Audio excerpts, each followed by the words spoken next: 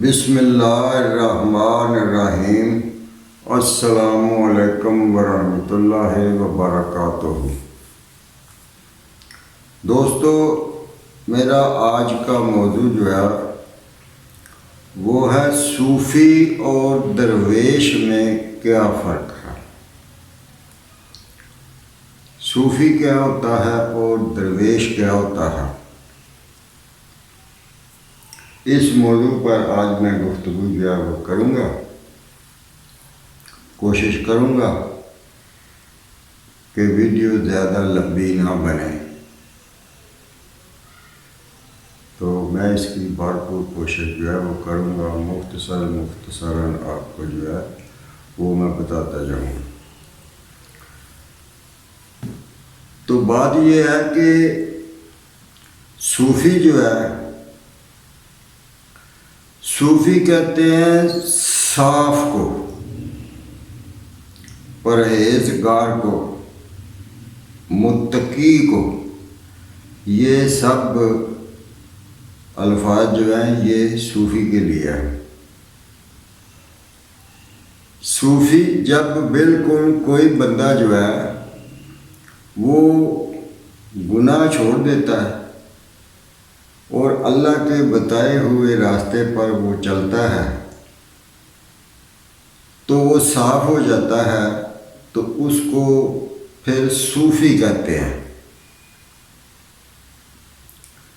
اور یہ صوفی جو ہے یہ درویش کی سب سے پہلی سیڑھی ہے، پہلا سٹیپ ہے یہ۔ اس سے پھر آگے کی جو منزلیں ہیں روحانی وہ شروع ہوتی ہیں۔ صوفی جب بندہ ہوتا ہے صرف اس کا جو ہے وہ اس کی صفائی جو ہے وہ ہو جاتی ہے، گناہ اس سے چھوٹ جاتے ہیں، وہ گناہوں سے نفرت کرنے لگتا ہے، وہ کوئی گناہ نہیں کرتا۔ تو مولانا جلال الدین رومی رحمۃ اللہ علیہ لکھتے ہیں اپنی مثنوی شریف میں، فرماتے ہیں شاد آن صوفی کے رزقش کم شود۔ جس صوفی کا اللہ کی طرف سے رزق کم ہو جائے وہ خوش نصیب ہے۔ شاد آن صوفی کے رزقش کم شود۔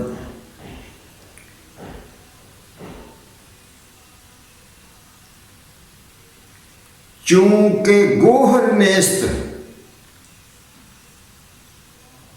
چونکہ گوہر نیست، گوہر جو ہے وہ ایک مکمل حالت ہے۔ گوہر کہتے ہیں موتی کو، جو سچا موتی ہوتا ہے اس کو گوہر کہتے ہیں۔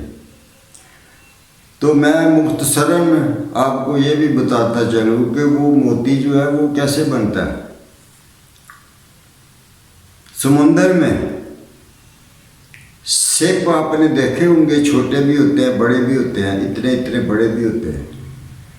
سیپ جن کو صدف بولتے ہیں، وہ صدف جھوٹا بھی ہوتا ہے اور سچا بھی ہوتا ہے۔ جو صدف جھوٹا ہوتا ہے اس میں کیڑا بنتا ہے، اور جو صدف سچا ہوتا ہے اس میں موتی نکلتا ہے، اس میں موتی بنتے ہیں۔ تو یہ کیسے بنتے ہیں کہ سمندر میں جب بارش ہوتی ہے اوپر سے تو سپ جو ہے وہ اپنا اپنا منہ کھول کے یوں پانی سے باہر منہ اپنا نکالتے ہیں،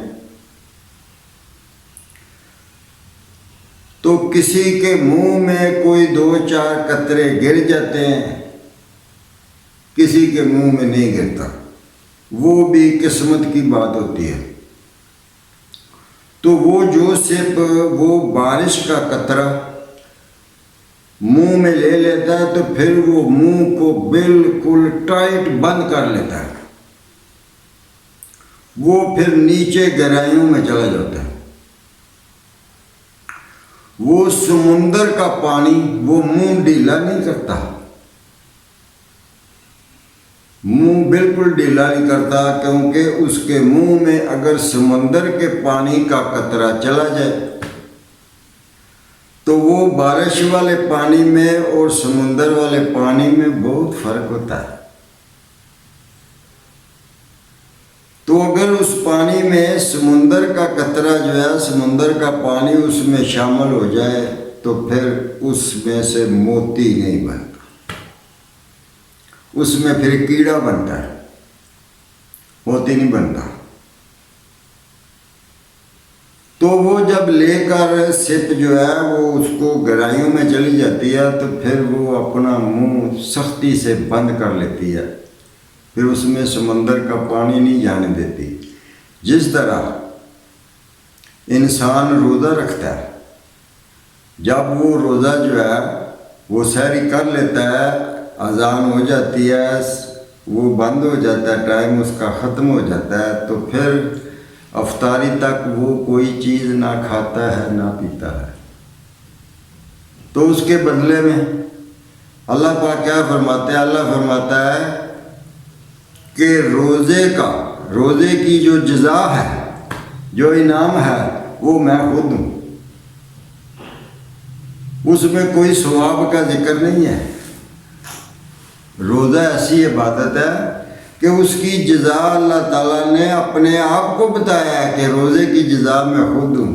تو سمجھ لیں وہ سپ جو ہے وہ بھی روزہ ہی رکھ لیتا ہے، وہ نہ کچھ کھاتا ہے نہ پیتا ہے۔ تو وہ ایک اللہ تعالیٰ کی طرف سے وقت معین ہوتا ہے، اس وقت تک اس کا وہ روزہ رہتا ہے، تو اس کے اندر وہ خالص بارش کا جو پانی کے قطرے ہوتے ہیں وہ موتیوں میں تبدیل ہو جاتے ہیں۔ اگر جیسے کچھ بندے پیاس بڑی شدت کی، گرمی بڑی گرمیوں کا روزہ، بڑی شدت کی پیاس لگی ہے تو وہ روزے کو توڑ دیتے ہیں، بچے توڑ دیتے ہیں۔ تو روزہ توڑنا جو ہے وہ ایک بالغ آدمی کے لیے گناہ ہے، اس کی سزا بھی ہے۔ روزہ رکھ لیا ہے تو توڑ نہیں سکتا۔ تو اسی طرح وہ سپ جو ہے وہ بھی روزے کی طرح اپنے آپ کو رکھتی ہے، وہ نہ کچھ پیتی ہے نہ کچھ کھاتی ہے، تو وہ بارش کے قطرے جتنے بھی اس کے اندر داخل ہوئے ہوتے ہیں وہ موتی بن جاتے ہیں۔ تو مولانا فرماتے ہیں کہ چونکہ یہ صوفی جو ہے یہ درویشوں کی یہیں سے ابتدا ہوتی ہے۔ سمجھے کہ جو بندہ صوفی بن گیا ہے وہ ان کے مکتب میں داخل ہو گیا، وہ درویشوں کے، وہاں پھر اس نے جو ہے وہ کلاسیں جو ہیں وہ لینی ہیں، اس کے بعد جا کے تو وہ درویش بنتا ہے، ایسے نہیں بنتا۔ وہ صاف ہو گیا، بس اس قابل ہو گیا کہ اس کو درویشوں میں داخلہ جو ہے وہ دیا جائے، اور اس کی تربیت جو ہے وہ کوئی درویش کرتا ہے تو پھر جا کر کہیں وہ صوفی جو ہے وہ درویش بنتا ہے۔ تو اس لیے مولانا نے فرمایا کہ شاد آن صوفی کے رزقش کم شبند، جس صوفی کا رزق کم ہو گیا وہ خوش نصیب ہے، چونکہ گوہر نیست، کیوں؟ ابھی وہ موتی نہیں بنا، صاف ہوا ہے، جیسے وہ بارش کا قطرہ جو ہے وہ شیشے کی طرح صاف و شفاف ہوتا ہے، اسی طرح بندہ جو ہے وہ بھی صاف ہو کے صاف اور شفاف ہو گیا ہے، لیکن ابھی وہ پانی ہے، وہ پانی کا قطرہ ہے، وہ ابھی لیکن اس کا بھی موتی نہیں بنا۔ تو یوں سمجھ لیں کہ درویش جو ہے کامل جو ہے وہ موتی ہے، صوفی جو ہے وہ ابھی قطرہ ہے، اس نے ابھی کئی مراحل سے صوفی نے گزر کے جا کے پھر اس نے درویش بننا ہے۔ تو وہ فرماتے ہیں چونکہ گوہر نیست، وہ بھی موتی بنا نہیں، تو تابش چوں بود، تو اس میں چمک کیسے آئے گی؟ موتی کی چمک جو ہے وہ تو اور ہی ہوتی ہے، تو وہ بھی گوہر تو بنا نہیں، وہ بھی قطرہ ہے، تو اس میں چمک کہاں سے آئے گی؟ یعنی وہ خصیتیں جو کہ ایک درویش میں ہوتی ہیں وہ کہاں سے آئیں گی اس میں؟ وہ تو ابھی اس نے سیکھنی ہے۔ تو رزق جب کم کر دیا تو اگر اس کو یہ سمجھا جائے کہ اللہ نے اس کا رزق کم کر دیا ہے تو وہ بولے دیکھو جی وہ گلے شکوے شروع کر دے میرا تو رزق کم ہو گیا. وہ جو رزق کم کرتا ہے اس کی کوئی وجہ ہوتی ہے, وہ اسی کے بھلے کے لیے ہوتی ہے. دیکھیں نا, یہ جو برتن بنانے والے کمہار ہیں وہ مٹی بنا کے جب چک کے اوپر رکھتے ہیں, وہ جو گول سا ہوتا ہے گھومتا رہتا ہے اس کو چک بولتے ہیں. تو وہ جب اس کے اوپر مٹی رکھتا ہے تو اس کو چکر دیتا ہے تو اتنی نرم ہوتی ہے وہ مٹی, اور اس میں اتنی لیس ہوتی ہے, جڑی رہتی ہے, وہ جدھر چاہتا ہے اس کو ادھر ہی موڑتا جاتا ہے, وہ پھٹتی نہیں ہے. وہ بھی عام مٹی نہیں ہوتی, وہ بھی مٹی جو ہے وہ بناتا ہے اس کو, اس کے ساتھ بڑی محنت کرتا ہے, وہ مٹی بن جاتی ہے. تو جب اس کے اوپر جو بھی برتن اس نے بنانا ہے, فرض کیا اس نے ایک گھڑا بنایا تو وہ گھڑا بن گیا تو اس کو پھر وہ دھاگے سے اتار کے وہ اس کو علیحدہ رکھتا ہے. تو پھر دوسرے دن اس کو دھوپ میں رکھ دیتا ہے. وہ 2-3 دن دھوپ اس پہ خوب پڑتی ہے تو اسے جو ہے وہ مٹی اس میں نمی جو ہے اس کی وہ تھوڑی دور ہو جاتی ہے, اس میں تھوڑی سی خشکی پیدا ہو جاتی ہے. تو وہ کہے لو جی مجھے اٹھا کے تو دھوپ میں ڈال دیا, اس کے فائدے کے لیے ڈالا. کہ اگر اسی وقت اس میں پانی ڈال دیا جائے جس کے لیے وہ بنایا گیا ہے تو وہ تو گیلی مٹی ہے, وہ تو گل جائے گی, اس کی شکل جو ہے وہ برقرار ہی نہیں رہے گی, وہ گھڑا گھڑا ہی نہیں رہے گا. تو اس لیے اس کو وہ سختیاں جو ہیں وہ جھیلنی پڑتی ہیں, اس میں اسی کا فائدہ ہوتا ہے. تو جب اللہ اس کا رزق جو ہے صوفی کا وہ کم کر دیتا ہے تو وہ اسی کے بھلے کے لیے ہوتا ہے. اللہ اس سے ناراض نہیں ہوتا, اس کو بنانے کے لیے اس کا رزق جو ہے وہ کم کر دیتا ہے. اور مولانا فرماتے ہیں کہ وہ خوش نصیب ہے کہ اللہ کی اس کی طرف جو ہے وہ نگاہ ہو گئی ہے, اللہ اس کا اب کچھ بنائے گا, اس لیے اس کا رزق جو ہے وہ کم کیا ہے. تو اسی طرح یہ جو آزمائشیں ہیں اللہ تعالیٰ نے فرمایا ہے کہ میں جو اپنے بندے ہیں میں ان کو آزماؤں گا, ان کا کاروبار میں نقصان کروں گا, ان کی اولاد کو ماروں گا, ان کا مال ماروں گا, آزماؤں گا, دیکھوں گا کہ کیا پھر بھی وہ میرے رہتے ہیں یا بھاگ جاتے ہیں یا شکوہ شروع کر دیتے ہیں.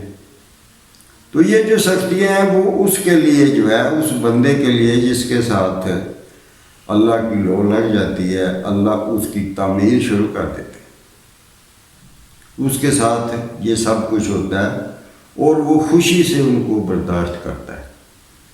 وہ کہتا ہے یہ سختیاں ضرور ہیں لیکن ایک دن آئے گا کہ میرا کچھ بنے گا, میں کچھ بن جاؤں گا, میری اس میں بہتری ہوگی. لیکن جب بندہ صوفی بن جاتا ہے, صاف ہو گیا, اس کا نام صوفی ہو گیا, اس کو صوفی کہنا لوگوں نے شروع کر دیا, لیکن ایک چیز اس میں پھر بھی باقی رہتی ہے, وہ نہیں جاتی. کیا؟ اگر اس کی چوری ہو جائے, اس کے گھر میں سے چوری ہو جاتی ہے, چور اس کا مال لے جاتے ہیں, تو صبح جب اس کو پتہ چلتا ہے کہ میرا نقصان ہو گیا تو وہ پریشان ہو جاتا ہے کہ یہ تو میرے ساتھ زیادتی ہو گئی ہے, چور آئے اور میرا سامان جو ہے وہ اٹھا کر لے گئے. اس کو افسوس ہوتا ہے کہ میرے ساتھ ایسا کیوں ہے, نہیں ہونا چاہیے تھا, جب میں کسی کے ساتھ نہیں کرتا تو میرے ساتھ ایسا کیوں ہوتا ہے. تو اس کو افسوس ہوتا ہے اور پریشانی ہو جاتی ہے. اگر کوئی بندہ سامنے آ کے اس کو تکلیف دیتا ہے नाजायज़ उसको बुरी ज़ुबान बोलता है या आपसे उसको तकलीफ़ देता है तो वो बोलता नहीं। क्यों? कि वो परहेजगारी इख्तियार किए हुए होता है, बोलता नहीं वो, लेकिन दिल में उसको गुस्सा ज़रूर आता है कि इसने मेरे साथ ज्यादती की है। और दूसरी तरफ दरवेश, अगर उसकी चोरी हो जाए तो वो क्या कहता है, वो भाई कोई आया था ज़रूरतमंद, उसको ज़रूरत होगी और वो ले गया, चलो कोई बात नहीं, अल्लाह और देगा, वो ये कहता है। वो सूफी की तरह अफसोस नहीं करता, परेशान नहीं होता। अगर उसको दूसरा बंदा अपनी ज़ुबान से या हाथ से तकलीफ़ पहुंचाता है तो वो कहता है अल्लाह भला करे, अल्लाह तेरा भला करे, उसको बद्दुआ नहीं देता। ये फ़र्क है सूफ़ी में और दरवेश में। दरवेश जो है वो बहुत सी मुश्किलात, बहुत से इम्तिहानों से गुज़र के, बहुत से कोर्स करके जाके फिर वो जो है दरवेश वो बनता है। सूफ़ी बनने के लिए भी काफ़ी मेहनत करनी पड़ती है। ये जो दिल के अंदर जो ख्वाहिशात हैं उनको ख़त्म करना पड़ता है, मारना पड़ता है, उनको अपने ऊपर जबर करना पड़ता है। ये भी इतना आसान नहीं है। आम बंदू से वो अफजल होता है सूफ़ी जो है, वो आम बंदू जैसा नहीं होता। वो फिर उनसे उसका दर्जा जो है, आम बंदू से उसका दर्जा जो है वो ऊपर हो जाता है, वो अलहदा हो जाता है, वो ख़ास हो जाता है। वो जब दरवेश बनता है तो फिर ख़ासुल ख़ास हो जाता है। इसी तरह जब वो मनाज़िल अपनी तय करता जाता है अल्लाह की रज़ा में, अपनी मर्ज़ी नहीं करता, वो फिर जो भी करता है अल्लाह की रज़ा के लिए करता है। तो सूफ़ी जो है वो कतरा होता है। मौलाना कहते हैं कि वो इसलिए उसका रिज़्क़ कब करता है ताकि वो कतरा जो है वो दरिया बन जाए। कतरा जो है वो दरिया बन जाए। जैसा कि मियाँ मोहम्मद साहब खड़ी शरीफ वाले जो है वो, उनका एक शेर अर्ज करता हूँ, वो लिखते हैं, मर्द मिले ते दर्द ना छोड़े, मर्द मिले ते दर्द ना छोड़े, ओगन दे गुण करदा, कामल पीर मुहम्मद बख्शा ते लाल बनान पत्थर। अब ये ओगन क्या है? ओगन कहते हैं गुनाह को, ओगनहार गुनाहगार, ओगन गुनाह कि वो गुनाह जो है वो छुड़ा देता है। और अल्लफ वाव गाफ नून ओगन, और अल्लफ वाव जो है वो ख़त्म हो जाता है तो पीछे क्या रह जाता है? गुन। ओगन दे गुन करदा, गुनाह को ख़त्म कर देता है और उसमें गुण पैदा कर देता है, उसमें फ़न आ जाता है, उसमें शऊर आ जाता है। तो कामल पीर मुहम्मद बख्शा लाल बनान पत्थर दा। हाय हाय, समझने की बात है। ये बंदा जो है ये पत्थर ही होता है। तो कामल पीर जो है, कामल दरवेश जो है, कामल मुर्शिद जो है, वही इस पत्थर को लाल में तब्दील कर देता है, इसको वो अनमोल कर देता है। पहले इसकी कोई कीमत ही नहीं होती, इसकी कोई कीमत नहीं होती, इसकी कोई इतनी वक़्त नहीं होती। लेकिन जब ये درجہ کوئی حاصل کر لیتا ہے تو اس کی قیمت جو ہے وہ بڑھ جاتی ہے. وہ اس کی تربیت اپنی تربیت سے اس کو بناتا ہے. وہ پتھر سے جو ہے وہ لال بن جاتا ہے. پتھر کی مثال اس لیے دی ہے کہ پتھر جو ہے وہ اگر ایک جگہ پڑا ہے تو وہ پڑا ہے, وہ کسی کے کام نہیں آ رہا. وہ ایک ہی جگہ پڑا ہے, کسی کے کام نہیں آ رہا وہ. تو جب انسان جو ہے, یہ انسان نما بندہ جو ہے, جب اس میں انسانیت آتی ہے تو پھر یہ انسان کہلانے کا حقدار ہوتا ہے, پھر یہ انسان ہوتا ہے. حیوانیت کے ساتھ انسان نہیں ہوتا. انسان کا جسم ضرور اپنایا ہوتا ہے, لیکن انسان کہلانے کا حقدار نہیں جب تک اس میں انسانیت جو ہے وہ نہیں آ جاتی. اس کو عارفین جو ہے انہوں نے ایوان ناطق کے نام سے بولا ہے کہ یہ بولنے والا جانور ہے. فرق اس میں اتنا ہی ہے کہ یہ بولتا ہے, وہ دوسرے جو ہیں وہ بولتے نہیں ہیں.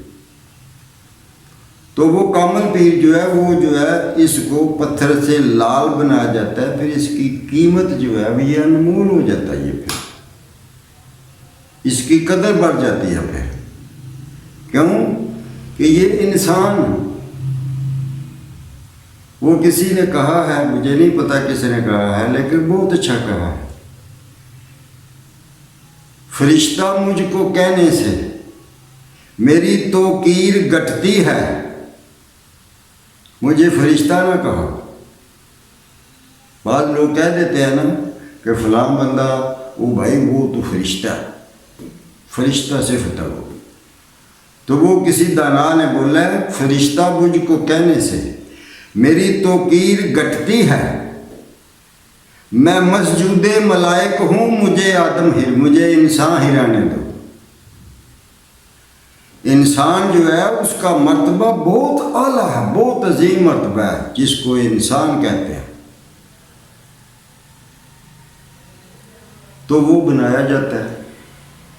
وہ کوئی کامل مرشد نصیب ہو جائے, اس کے بتھے لگ جائے, اس کے پاس چلا جائے تو وہ اس کی قسمت جو ہے اس کو 4 چاند لگ جاتے ہیں. اس کا کام یہی ہے, کھوٹے کو کھڑا کر لے لو. پہلے یہ کھوٹا ہی ہوتا ہے, پتھر ہی ہوتا ہے, لال نہیں ہوتا. وہ اس کو کھڑا کر لیتا ہے, اس کے اوپر محنت کی جاتی ہے تو کھڑا ہو جاتا ہے. تو دوستو یہ فرق ہے صوفی میں اور درویش میں. اور ایک بات اور, صوفی کا معنی صاف, تو درویش کا معنی بیگانہ. آپ نے وہ محاورہ سنا ہوگا فارسی میں, اول خیش بعد درویش. پہلے اپنا, خیش کہتے ہیں اپنے کو, اپنے دوستوں کو, اپنے رشتہ داروں کو, اپنے گھر والوں کو. اول خیش بعد درویش, پہلے اپنوں کو دو, اس کے بعد جو ہے وہ دوسروں کی باری آئے گی, پھر دوسروں کو دو, وہ بعد میں. لیکن وہاں الٹا چلتا ہے. درویش کے معنی ہے بیگانہ, دوسرا, غیر, کہ وہ تو اس کے اپنے ہیں. کوئی اس کا بیٹا ہے, کوئی اس کی بیٹی ہے, کوئی اس کی بہن ہے, کوئی اس کی ماں ہے, کوئی اس کا باپ ہے, کوئی اس کی بیوی ہے. وہ تو ہو گئے اس کے اپنے. اسی طرح اس کے دوست, اس کے رشتہ دار جو ہیں, وہ سب جو ہیں, یہ جتنے بھی رشتے ہیں وہ سارے کے سارے رشتے اس کے اپنے ہیں, اس کے خیش میں آتے ہیں وہ. تو درویش بیگانہ, بعد درویش, یعنی جس سے ان کا کوئی تعلق نہیں, کوئی رشتہ نہیں, کوئی محبت نہیں جن سے, ان کے لیے جو غیر ہے, بیگانہ ہے. تو درویش کے معنی بیگانے کے ہیں. تو وہ بیگانہ کیسے ہے؟ وہ اپنے نفس کے لیے بیگانہ ہو گیا ہوتا ہے, وہ اپنے لیے کچھ نہیں کرتا, وہ دوسروں کی بھلائی کے لیے سب کچھ کرتا ہے. وہ انڈیا میں ایک ہوئے بھگت کبیر رحمۃ اللہ علیہ، وہ فرماتے ہیں برچھا پھلے نہ آپ کو، ندی نہ پیوے نیل، پر سوارتھ کے کارنے سنتن درا شریر، شریر کہتے ہیں جسم کو، اور برچھا کہتے ہیں درخت کو، برچھا پھلے نہ آپ کو، درخت جو ہے وہ نہ اپنا پھل کھاتا ہے، نہ اپنا سایہ جو ہے اس کو استعمال کرتا ہے، جیسے کہ ندی جو ہے وہ خود اپنا پانی نہیں پیتی، لوگوں کو پانی پلاتی ہے، درخت جو ہے اس کی بھی چھاؤں میں جو بندہ بھی آتا ہے چاہے کسی بھی مذہب کا ہو وہ کسی کو منع نہیں کرتا، اس کے نیچے آ کے بیٹھ کے سستا لیتے ہیں، آرام کر لیتے ہیں تو ان کو سکون ملتا ہے۔ تو وہ درویش جو ہے وہ بیگانہ اپنے لیے ہے، اپنے نفس کے لیے وہ نہیں کچھ کرتا، وہ دوسروں کے بھلے کے لیے سب کچھ کرتا ہے، اپنے آپ کو مشکلات میں ڈالنے کے لیے تیار ہو جاتا ہے، وہ پرواہ نہیں کرتا، وہ اللہ کی مخلوق کا خیر خواہ ہوتا ہے، مخلوق کے لیے وہ سب کچھ کرنے کو تیار ہے۔ کوئی اس کے پاس آ جائے میرا یہ کام ہے، بولے گا لو بسم اللہ میں کر کے آتا ہوں، کیا لانا، چلا جائے تو وہ جو بھی مشکل اس کی حل کر سکتا ہے دوسرے بندے کی، وہ اس کو ضرور حل کرے گا، اور جو کام اللہ کے ذمے جو اللہ نے کرنا ہے تو اس کے لیے وہ ہاتھ اٹھا دیتا ہے کہ یا اللہ یہ تیرا کام ہے، یہ تو کر سکتا ہے، یہ تو ہی کر۔ یہ ہوتا ہے درویش۔ اور صوفی کا جیسے میں نے بتایا ہے کہ جو صاف ہو جاتا ہے اس کو صوفی زبان عام میں جو درویش ہیں، بڑے بڑے درویش، نامور درویش ہیں، ان کو بھی صوفیہ اکرام میں شامل کر دیا جاتا ہے، ان کو بھی کہہ دیا جاتا ہے۔ تو میں اس لیے آج صوفی اور درویش جو ہے ان کے درمیان جو فرق ہے وہ بتانے کی آپ لوگوں کو کوشش کی ہے۔ اللہ سے دعا ہے کہ جو میں بات کرتا ہوں اس کو آپ توجہ سے سنیں، غور سے سنیں، تاکہ اس میں آپ کا فائدہ ہو۔ میں اپنے فائدے کے لیے کچھ نہیں کرتا، میں آپ لوگوں کے فائدے کے لیے، کہ اگر ایک بھی انسان